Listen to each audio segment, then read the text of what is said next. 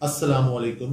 Active filer के platform से एक नया लाइव सेशन लेकर आपको खुशामदीद कहता हूँ। मैं हूँ बाबर यूनुस और मेरे साथ आज एक खास मेहमान मौजूद है। He is a qualified chartered accountant and is currently working as a senior manager at a leading commercial bank in Pakistan. His name is Mr. Ibrar Ali. Sir, अस्सलाम वालेकुम। कैसे वालेकुम हैं? अस्सलाम। कैसे हैं आप? ठीक है, बिल्कुल ठीक, आप कैसे? अल्हम्दुलिल्लाह। So thank you very much कि आपने कुछ वक्त निकाला हमारे लिए। और जैसा कि आप जानते हैं कि हम एक्टिव फाइलर के प्लेटफॉर्म से लाइव सेशंस का आगाज़ कर चुके हैं और इन लाइव सेशंस में हम लोगों को वो मालूमात फराहम करते हैं जो उनको नेचुरली तो नहीं मिल पा रही होती और ऐसा कोई ज़रिया भी नहीं है कि वो कि जिससे उनके टैक्स से रिलेटेड सवालात के जवाब ईजीली मिल सके। तो इस सेशन का जैसे आप जानते हैं पिछली बार भी हमने एक सेशन कंडक्ट किया था और उसमें हमें काफ़ी सारे सवालात मौसूल हुए। उनके हमने कुछ जवाब दे भी दिए और कुछ जवाब रह भी गए जो आज आपके ज़रिए हम आपको दे रहे होंगे। अच्छा, thank you Babar for having me on this live session. इंशाल्लाह आपके सारे सवालात के जवाब देने की कोशिश करते हैं और जितने ऑडियंस की तरफ से सवाल आएंगे उनके जवाब भी देने की कोशिश करेंगे। And it's a very good initiative. आपका पिछला सेशन भी मैंने देखा था and it was thoroughly informative session for more I should say कि जो बिल्कुल लेमैन है, जो बिल्कुल जिनको टैक्स के बारे में कुछ पता ही नहीं है और उनके लिए आपने सेशन किया था। And it was a very good session and looking forward to this one also.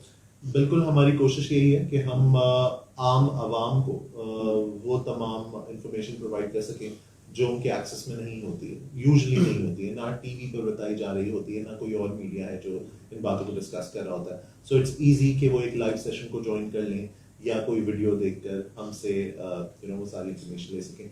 Sir, आज के सेशन के अंदर जो हमारे लिए सबसे इम्पोर्टेंट पार्ट प्ले करेगा वो है रिसेंटली आने वाली लोगों को एफबीआर की तरफ से ईमेल्स। आप खुद भी जानते हैं और यकीनन आपने भी शायद फेस किया हो, बट रिसेंटली कुछ अरसे से लोगों को एफबीआर की तरफ से कुछ ईमेल्स रिसीव होना शुरू हुए हैं। जैसे कि मुझे भी अभी रिसेंटली एक ईमेल आई है जिसके अंदर they just reminded me of the deadline के 30 September is going to be the deadline to file my taxes.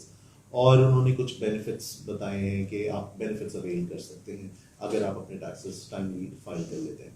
तो सर, कुछ रोशनी डालिए कि ऐसी ईमेल्स रिसीव होने पर आवाम को कैसे रिएक्ट करना चाहिए। अच्छा, इट्स वेरी कॉमन थिंग कि एफबीआर की तरफ से लोगों को ईमेल्स जाना, ख़ास तौर पे मोर रिसेंटली जब एफबीआर ने ज़्यादा कोशिश की है कि लोगों को मैक्सिमम लोगों को टैक्स नेट में लाया जाए और लोगों को उनकी रिस्पॉन्सिबिलिटी के हवाले से रिमाइंड कराया जाए कि आपकी रिस्पॉन्सिबिलिटी है और ये आपने टाइमली टैक्स रिटर्न फाइल करना है। करेक्ट, ठीक है। ये ईमेल बहुत सारों को आई है, मुझे भी ईमेल आई थी कुछ दिन पहले। तो it's not a new thing कि एफबीआर लोगों को रिमाइंड कराए कि आपकी रिस्पॉन्सिबिलिटी है टैक्स रिटर्न फाइल करना। तो इस ईमेल से लोगों को घबराना नहीं चाहिए।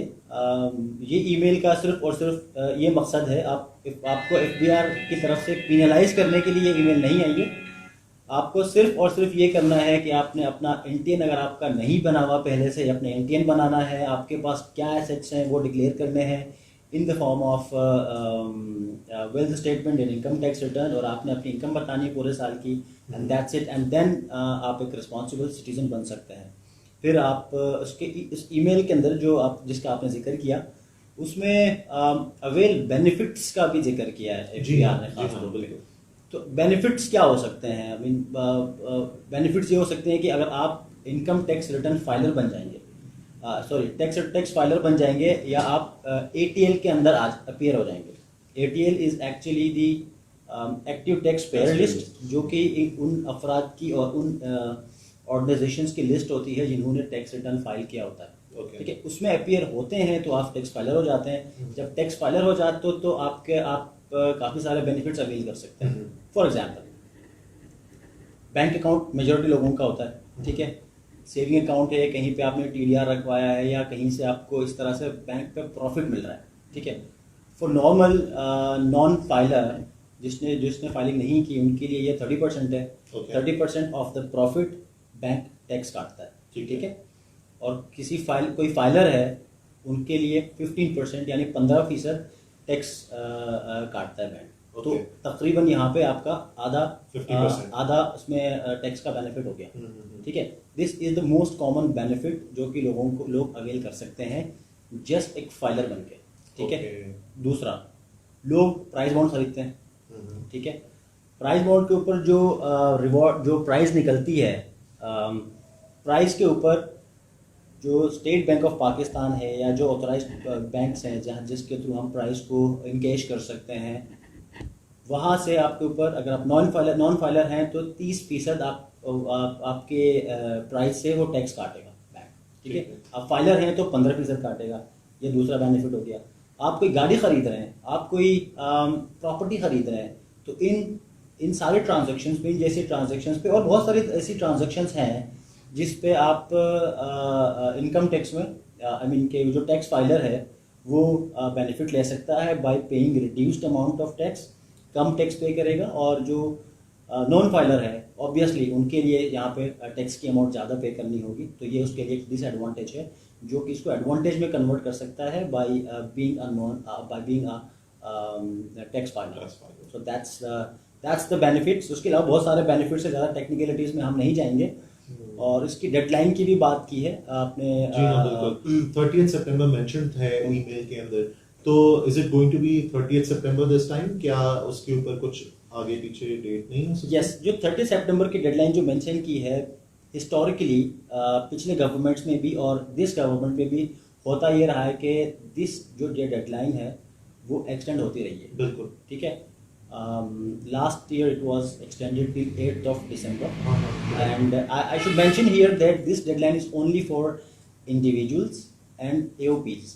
AOP से मुराद ये कि association of persons, as you know, जिसको सादा अल्फाज में पार्टनरशिप कहते हैं, जो रजिस्टर्ड पार्टनरशिप होती हैं या अनरजिस्टर्ड पार्टनरशिप होती हैं, उनके लिए फिर ये 30 सितंबर की डेडलाइन है। For companies there is a different deadline. ठीक है, usually and normally it's 31 December. ठीक है, उन पर हम बात नहीं करते हैं। अभी करंट जो ईमेल आई है वो AOPs को आई है और इंडिविजुअल्स को आई है, people like you and me.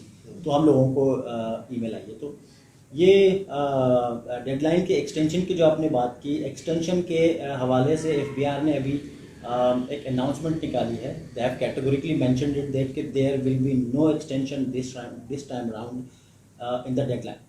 तो अभी कोई डेडलाइन के अंदर एक्सटेंशन नहीं होगी। इस पे इससे बारे में clear, FBR is pretty clear. हाँ, इसकी वजह ये भी है कि पिछली बार ये होता था कि अगस्त के एंड में जाके FBR का पोर्टल खुलता था और उस पोर्टल में जो है फिर लोग रिटर्न फाइल करना स्टार्ट करते थे आफ्टर मिड ऑफ अगस्त, बल्कि टुवर्ड्स द एंड ऑफ अगस्त। फिर वो 1 महीने का टाइम रह जाता था लोगों को टैक्स भरने के लिए और फिर वो सफिशिएंट नहीं होता था, तो वो आगे एक्सटेंड करते थे। तो जो है जो इस दफ़ा हुआ ये है कि उन्होंने फर्स्ट टाइम 1 जुलाई से ये पोर्टल खुल गया और people started filing there income tax returns from 1st of July and now ये है कि पूरा Q3 क्वार्टर 3 जिसे जो जुलाई से लेकर सितंबर तक का है उसमें लोग रिटर्न फाइल कर रहे हैं, आजकल भी फाइल कर रहे हैं। And we are approaching the deadline which is I can comfortably say कि which is not going to be extended this time. Okay, so perfect. people should start filing tax returns now. And they shouldn't be late because I guess late होने से कुछ surcharge भी pay करना होगा। Exactly. Before going to the surcharge, एक बात मैं ये करता चलूँ कि जब लास्ट डेट्स पे जाते हैं 30th सितंबर पे जाते हैं तो FBR के पास सिस्टम है, system obviously is a system, उसके ऊपर बहुत ज़्यादा लोड पड़ जाता है तो वो उस तरह से रिस्पॉन्ड नहीं करता। ठीक है, last days of return filing में। तो for those people who are looking to, यानी जो ये 30 सितंबर का वेट कर रहे हैं या 25-26 के बाद लास्ट 2-3 दिन में फाइल करने का वेट कर रहे हैं, जो कि हमारी नॉर्मल साइकी होती है कि even I have my self also past 1 or 2 years कि मैंने लास्ट 2-3 में फाइल किया है, वो बड़ी मुश्किल से। बिल्कुल वैसे जैसे यूटिलिटी के बिल्स हम बिल्कुल एग्जैक्टली फी होती है, यूटिलिटी बिल्स होते हैं, जो बहुत सारी चीजें होती हैं, हम आखिरी डेट का वेट करते हैं, जो हमारी पाकिस्तानी कौम की जनरल साइकी या जनरल नेचर होता है। तो मैं ये रिकमेंड करता हूँ लोगों को कि इस लास्ट डेट का वेट ना करें, क्योंकि वो एक सिस्टम है, सिस्टम के ऊपर बहुत सारे लोग एक साथ रिटर्न फाइल कर रहे होते हैं तो लोड पड़ता है। तो कोलैप्स तो खैर नहीं होगा, but it will respond very slowly. हो सकता है आप फाइल ना कर पाए, ठीक है, Okay. तो उस सूरत में फिर आपकी डेडलाइन गुजर जाएगी, फिर आपके ऊपर वो सरचार्जेज एंड पेनल्टीज वो सारे लागू होंगे। तो बेटर कि आप अभी से रिटर्न फाइल करें और लास्ट डेट का वेट ना करें। और अगर लेट हो जाता है तो what is the surcharge? Yes, आप सरचार्ज की बात कर रहे थे। सरचार्ज ये है कि फॉर इंडिविजुअल कोई लेट फाइलिंग करता है तो surcharges for individual like you and me is 1000 rupees. Okay. For association of persons AOP slash partnerships उनके लिए 10,000 है और Okay. कंपनीज के लिए 20,000 है। So that's the surcharge. लेकिन आप सरचार्ज के बगैर भी रिटर्न फाइल कर सकते हैं, लेकिन होगा ये कि आप 18 जिसकी हम बात कर रहे थे जो एक्टिव टैक्स पेयर की लिस्ट होती है उसमें नहीं अपीयर हो सकेंगे जब तक कि आप सरचार्ज पे नहीं करते। Okay okay. अच्छा, जस्ट इन केस आपने लेट भी नहीं किया बल्कि आपने टैक्स पे नहीं किया है थ्रू आउट, तो पेनल्टीज कैसे लगती हैं ओके, लोगों को? एफबीआर का जो इनकम टैक्स ऑर्डिनेंस है, इनफैक्ट जो पाकिस्तान का जो इनकम टैक्स ऑर्डिनेंस है जो पूरे पाकिस्तान के ऊपर अप्लाई करता है, उसमें मेंशन्ड है कि आप उसमें फाइन का भी मेंशन है और इम्प्रिजनमेंट का भी मेंशन है कि आप अगर टैक्स पे नहीं करते तो आपको जेल में भी डाल सकते हैं, डाला जा सकता है, ठीक है, एंड 1 साल तक आप जेल की हवा खा सकते हैं अगर आप टैक्सेस पे नहीं करते तो। So this is one of the thing जिसके थ्रू एफबीआर लोगों को प्रेशर करता है कि उनको टैक्स फाइल करना, टैक्सेस पे करने चाहिए।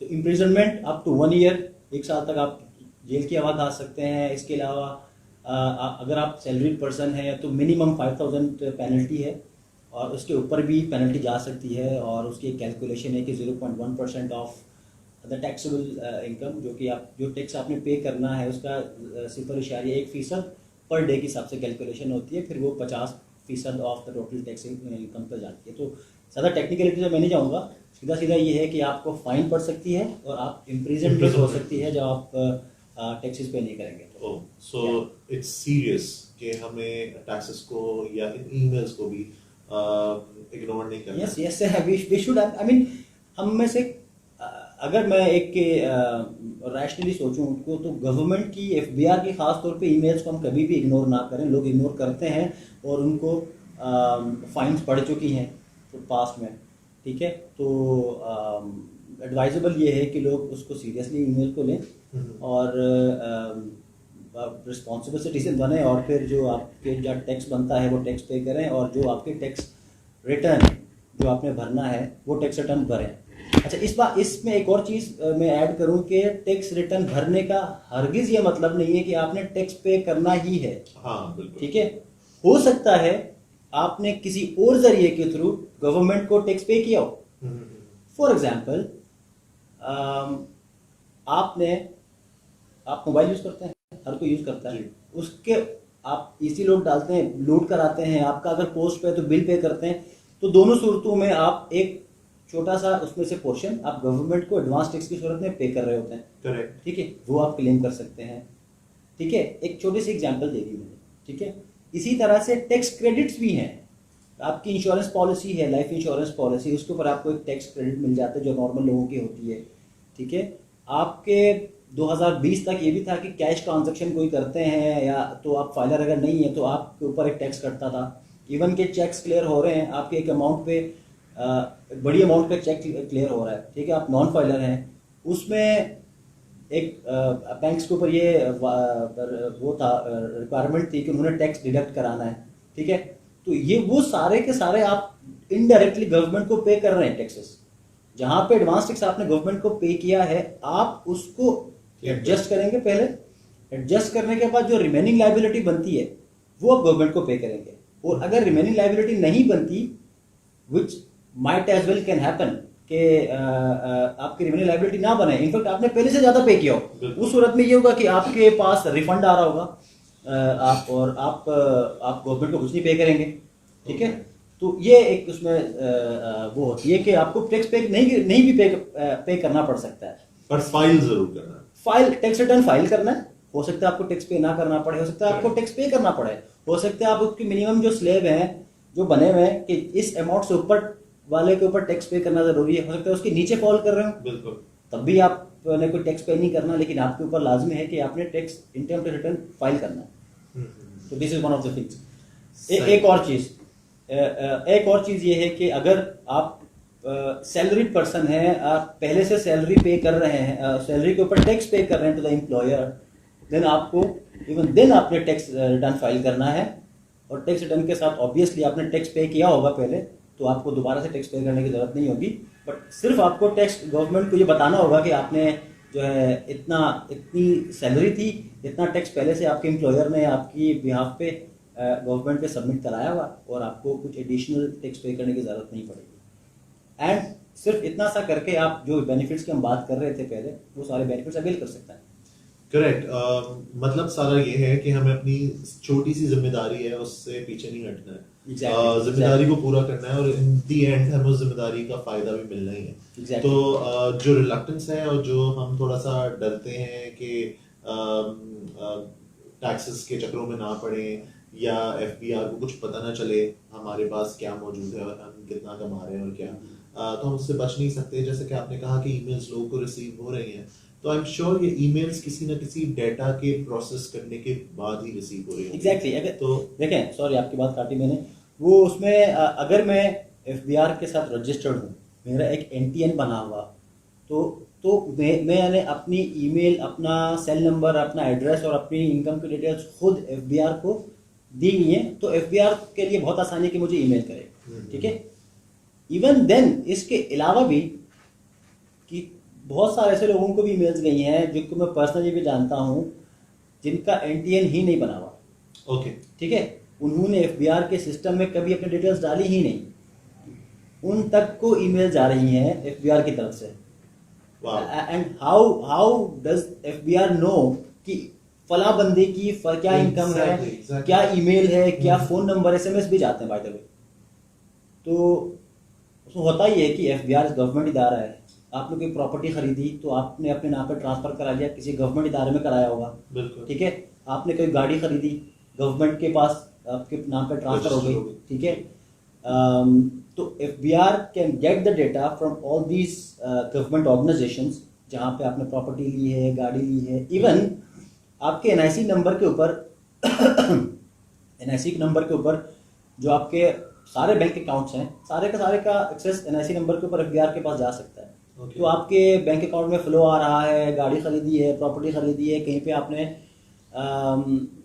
लोन लिया हुआ बैंक से, तो बहुत सारी चीज़ों से आप एफबीआर जो टैक्स रिटर्न फाइल नहीं करते उनका डेटा गैदर करता है, और वहाँ से उनकी ईमेल जो सारा डेटा आ जाता है, एंड देन उनको ये ईमेल्स जाती हैं। So you can't get away, you are being monitored. Yes. आपको छुपने की जरूरत नहीं है। बिल्कुल, हमें छुपने की कोई जरूरत नहीं है। आप अगर 2 नंबर काम कर रहे हैं तो जो कि गलत है, तो फिर आपके लिए मसला है, ठीक है। एंड पीपल, नॉर्मल जो पीपल हैं, जो लोग हैं, सैलरी क्लास लोग हैं, उनको तो डरने की जरूरत ही नहीं है। जॉब कर रहे हैं 9 to 5, उसके बाद एम्प्लॉयर टैक्स डिडक्ट कर रहा है ऑलरेडी, तो आपको फिर डरने की जरूरत ही नहीं है। आपको जस्ट सीधा अपने टैक्स रिटर्न फाइल करना है, और उसमें कोई वैसी बात नहीं है कि एफबीआर हमें एक कॉम्प्लिकेशन में डालेगा या कुछ करेगा, ऐसी कोई चीज़ नहीं है। आप अपने टाइमली अपने टैक्स रिटर्न भरते रहें, आपके जो एसेट्स हैं वो डिक्लेयर करते रहें, तो कोई परेशानी नहीं है। परेशान वो हो जो कुछ गलत कर रहे हैं। यस, आपने तो सिर्फ अपनी एक जिम्मेदारी पूरी की। यस, एग्जैक्टली, सही बात है। तो इब्रार साहब, हमने लास्ट जो सेशन किया था उसमें हमने कुछ चीजें कवर की थी कि क्या बेनिफिट्स हैं एग्जैक्टली, जैसे कि आपने भी कहा, आपने एक नए रुख से हमें बताया। कुछ क्वेश्चंस थे जो हमें रिसीव हुए थे, और वो हमने कुछ आंसर किए भी थे और कुछ मिस हो गए थे, जैसे in the beginning of the session I told you. तो ऐसे सेशंस जो ऐसे क्वेश्चंस जिनके आंसर्स हमसे मिस हो गए हैं, तो उसमें से कुछ क्वेश्चंस मैं अभी ताकि हम उनको जवाब दे सकें। एक हमें सवाल मौसूल हुआ था कि अगर कोई शख्स टैक्स पे करने के लिए एलिजिबल है और फिर भी नहीं पे कर रहा, तो क्या वो किसी ब्लैक लिस्ट में आ जाएगा, क्या होगा? अच्छा, जैसा कि मैंने अभी कहा कि अगर एलिजिबल है और पे नहीं कर रहा, तो ऐसी कोई चीज़ नहीं है कि वो ब्लैक लिस्ट कर दे एफबीआर उसको। एफबीआर के पास ऐसी कोई चीज़ नहीं है। लेकिन हाँ, एक और लिस्ट मौजूद है जो कि एटीएल कहलाती है, एक्टिव टैक्स पेयर की लिस्ट, ठीक है। उस लिस्ट में उसका नाम नहीं आएगा जब तक कि वो टैक्स रिटर्न फाइल नहीं करता, ठीक है। और जब नाम नहीं आएगा तो टैक्स फाइलर नहीं होगा। टैक्स फाइलर नहीं होगा तो वो ऑब्वियसली उसने टैक्स भी पे नहीं किए होंगे, ठीक है, नहीं किए होंगे तो फिर उसके ऊपर ये सरचार्ज और पेनल्टी जो सारी चीज़ें उसके ऊपर लागू होंगी और फिर वो बेनिफिट्स भी अवेल नहीं कर पाएगा जिनका हमने थोड़ी देर पहले जिक्र किया। तो ये उनके लिए परेशानी हो सकती है। अदरवाइज ऐसी कोई ब्लैक लिस्ट वाली चीज़ जो आप बात कर रहे हैं वैसी कोई चीज़ नहीं। So लिस्ट वो है जो कि पॉजिटिविटी की है। Yes, exactly. Yes. And sorry आपकी बात काट रहा हूँ। अगर आप पिछले कई सालों से पे करते आ रहे हैं और बीच में आपने स्किप किया है तो फिर आप एक्टिव टैक्स पेयर लिस्ट से निकल जाएंगे। तो ऐसी कोई चीज़ नहीं है कि आप once active tax payer list में आ गए तो आप हमेशा उसके अंदर रहेंगे, ऐसी कोई चीज़ नहीं है। तो आपने रेगुलरली एवरी ईयर आपने टैक्स रिटर्न फाइल करते रहना ताकि आप उस लिस्ट से निकले नहीं, उस लिस्ट के अंदर रहें और सारी पेनल्टीज अवॉइड करें और फिर आप बेनिफिट्स अवेल कर सकते हैं।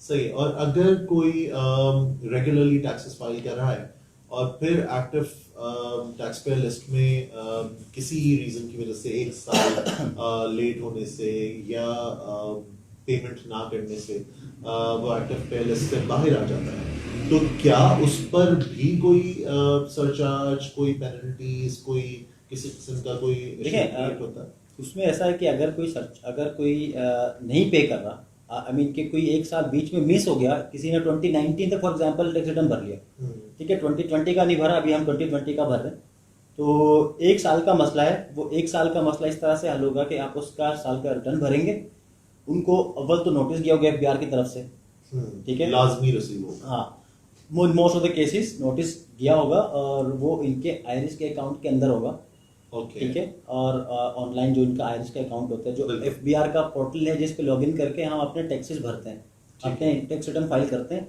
वो आयरिस पोर्टल कहलाता है। तो उस पोर्टल के अंदर उनके अकाउंट में नोटिस आया होगा, ठीक है, कि आपने टैक्स रिटर्न नहीं भरा, तो आप बताएंगे क्यों नहीं भरा, ठीक है, और फिर उसने एक्टिव टैक्स पेयर में लिस्ट में आने के लिए वो ATL का जवाब देगा, नोटिस का जवाब देगा और फिर एक्टिव टैक्स पेयर लिस्ट के अंदर आ जाएगा। जवाब देगा मतलब कि रिटर्न फाइल करेगा, ठीक है, रिटर्न फाइल करेगा और फिर सरचार्ज जो एप्लीकेबल है वो सरचार्ज पे करेगा 1000 का if he is an individual. Okay. एक और सवाल था कि फर्स्ट टाइम रिटर्न्स फाइल करने वाला शख्स भी एक्टिव पेयर लिस्ट में, टैक्स पेयर लिस्ट में आ सकता है? जी बिल्कुल आ सकता है। अगर किसी का फर्स्ट टाइम से मुराद ये है कि उसका एंटिन ही नहीं बना हुआ, 2 सूरतें होती हैं। मैंने एंटिन बनाया 2014 में, 2015 में, उसके बाद मैंने कभी इनकम टैक्स रिटर्न फाइल ही नहीं किया, ओके, ठीक है, this is a different case. अगर मेरा एंटिन ही नहीं है, प्रॉबेबली वो जिस साहब ने सवाल पूछा है उन्होंने यही मकसद यही होगा कि एंटिन नहीं बनाया, तो एंटिन बनाए और पिछले 2 साल का फाइल करे मिनिमम।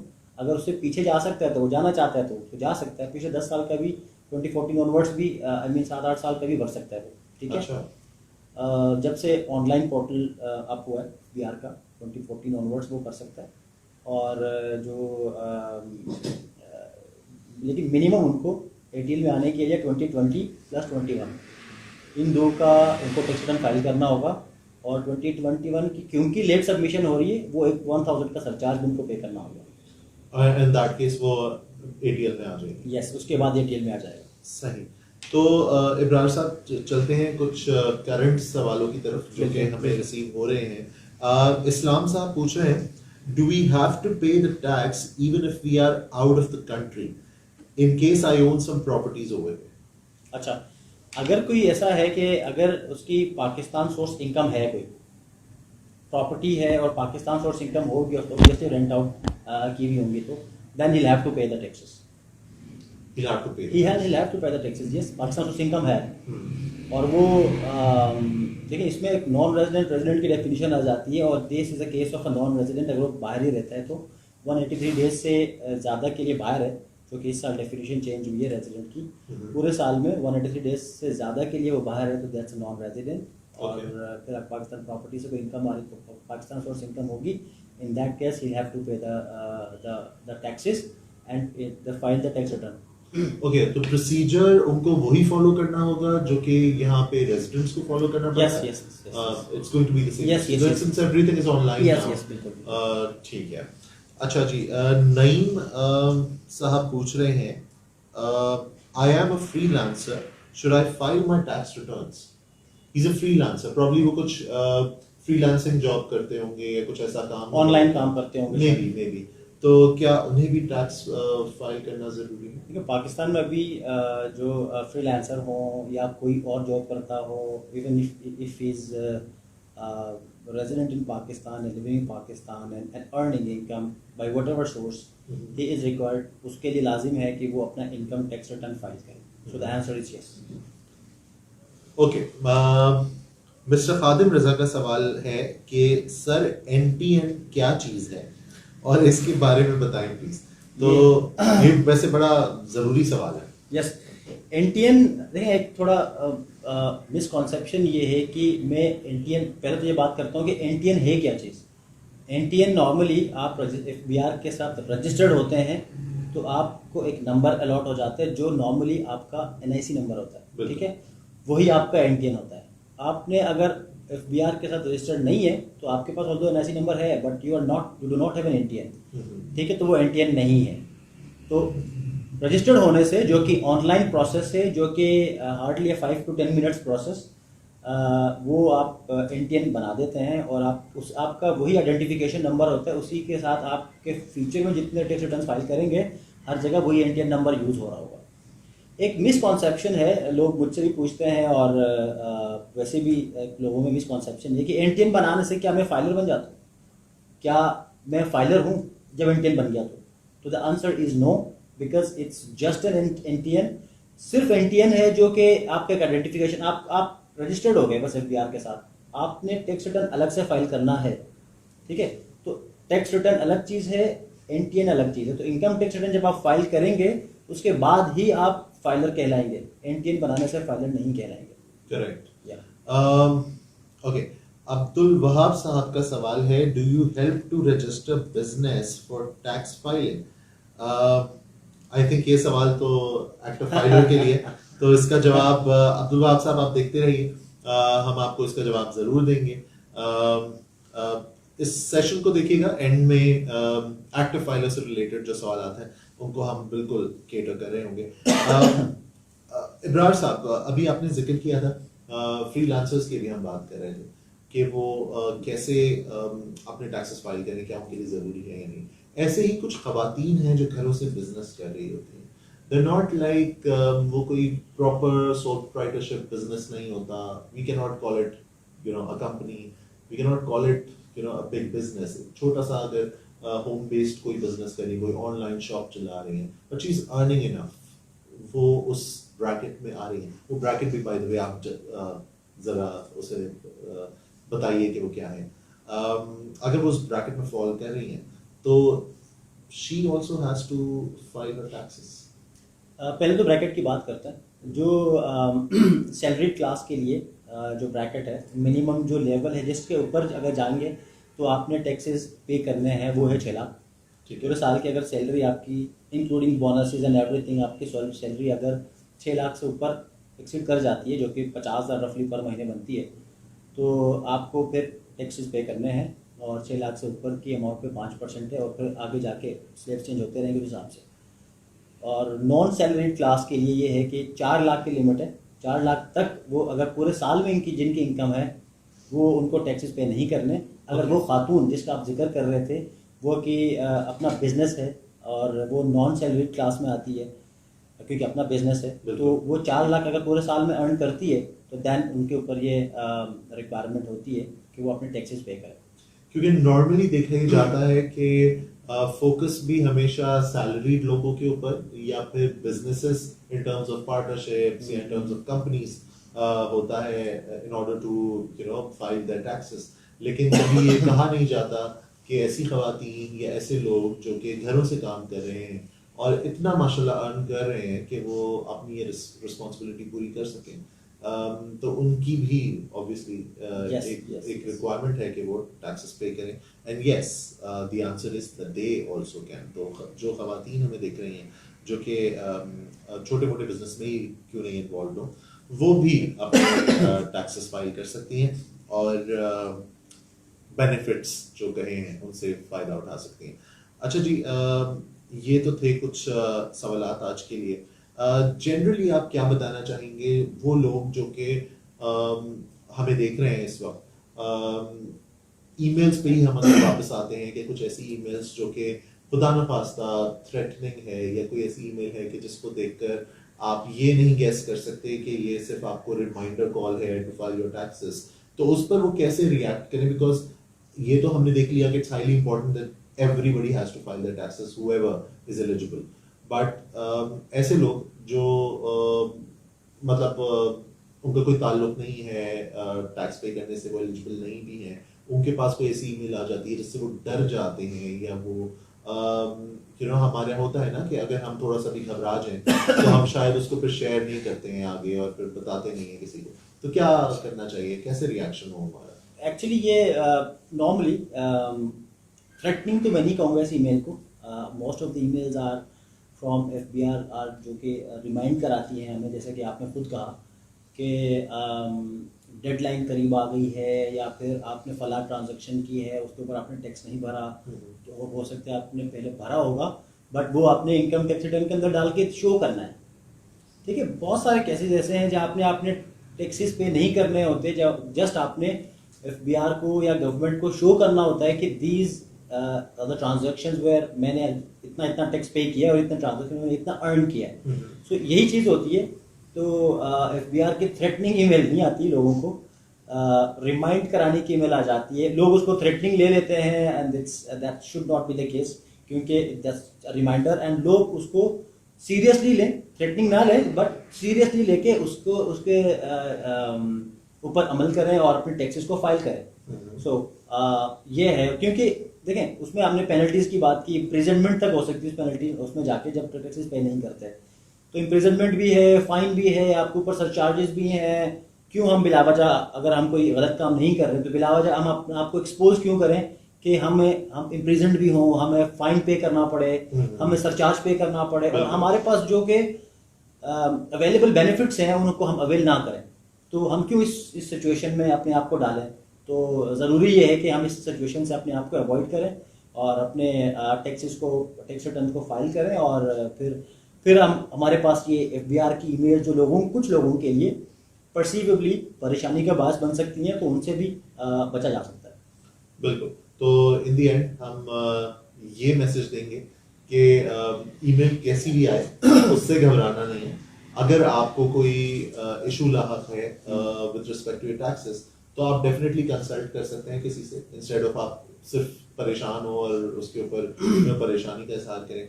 और जो लोग रिमाइंडर के तौर पे ईमेल्स रिसीव कर रहे हैं, उनके लिए ज़रूरी है कि वो अपने टैक्सेस जल्द से जल्द फाइल करें। यस, और एक और चीज़ ये है कि थोड़ी सी उसमें टेक्निकलिटीज आ जाती है फॉर दोज पीपल जो कि ज़्यादा नहीं जानते हैं इसके बारे में। जो जानते हैं दैट्स फेयर इनफ कि वो खुद taxes, income tax return file कर सकते हैं। मैं सजेस्ट करता हूँ लोगों को कि किसी कंसल्टेंट से रब्ता करें, ताकि सही जगह पे सही चीज़ आपने अगर रिपोर्ट करनी है, अपने टैक्स रिटर्न के अंदर डालनी है, तो उसको प्रॉपर गाइडेंस के साथ वो इनकम टैक्स रिटर्न फाइल करें, रादर देन के खुद किया जाए या किसी ऐसे बंदे से जिसके पास नॉलेज नहीं है उनसे कराया जाए, तो इसके प्रॉब्लम्स भी आ सकते हैं। तो ये एक पॉइंट है जी। बिल्कुल। तो जी इस सेशन का फिलहाल जो क्वेश्चंस हमें रिसीव हो गए हैं उनको हम आंसर ऑलमोस्ट कर चुके हैं। अब्दुल वहाब साहब का जो सवाल था उसका भी जवाब देता चलो। जी हाँ अब्दुल वहाब साहब, आप अपने बिजनेस को रजिस्टर करा सकते हैं टैक्स फाइलिंग के लिए। आप एक्टिव फाइलर से बिल्कुल रब्ता कर सकते हैं, चाहे आपका बिजनेस हो या जो लोग हमें देख रहे हैं, जो इंडिविजुअल्स भी हमें देख रहे हैं, वो अगर अपने टैक्सेस फाइल करना चाहते हैं, NTN रजिस्टर कराना चाहते हैं, या कोई भी टैक्स से रिलेटेड कंसल्टेंसी चाहते हैं, तो वो एक्टिव फाइलर से बिल्कुल रब्ता कर सकते हैं। नंबर आपके पास मौजूद है हमारे पेज के ऊपर भी, हमारी वेबसाइट के ऊपर भी। आप उस नंबर पे कॉल कर सकते हैं और हमारे टैक्स एक्सपर्ट से रब्ता कर सकते हैं। ऑन दी अदर हैंड, अगर आप इजीएस्ट सोल्यूशन चाहते हैं कि आपको कॉल रिसीव हो जाए, तो आप www.activefiler.com पे लॉग इन करके फ्री में साइन अप कीजिए और अपनी क्वेरी वहां मेंशन कीजिए। कुछ ही देर में आपको हमारी तरफ से कॉल रिसीव होगी, हमारे टैक्स एक्सपर्ट की तरफ से कॉल रिसीव होगी और आपके प्रॉब्लम को सॉल्व कर दिया जाएगा।